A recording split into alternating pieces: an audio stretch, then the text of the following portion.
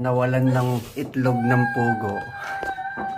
Ang dahil sa itlog ng pugo, umiyak kasi nga aalagaan daw niya, lalagay daw niya sa incubator para maging sisiw ng pugo. Pero ang ginawa, kinrak nung kapatid.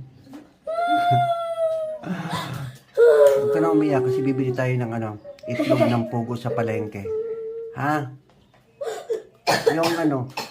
Yung pera mo, di ba meron kang pera? Yun na lang ibibili. Ito na. Bili tayo ng mas maraming itlog ng Huwag pugo. ka na umiyak. Ito na. Bago na iyak. Ito na yung pugo na. Naging nilaga ng pugo. Naging nilaga ng pugo eh. Ito na nga yun, Oh. Kainin mo na.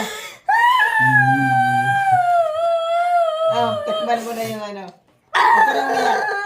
Advance pagkapisa niya na. Bakit ito inaiyak? Kinakain ko.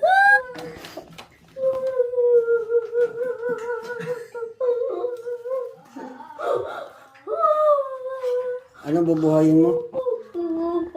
Anong bubuhayin mo? Paano mabuhay? Gusto na yan eh. To? Bubuhayin mo to? Mas mahaba ang iyak mo kaysa sa butiki na namatay. Kanina, tuwang-tuwa siya na nagkaroon ng pugo. Kasi makakapag-alaga na siya ng pugo once na napisa yan. Tapos, bigla niya namang nilaga. Sabi ka.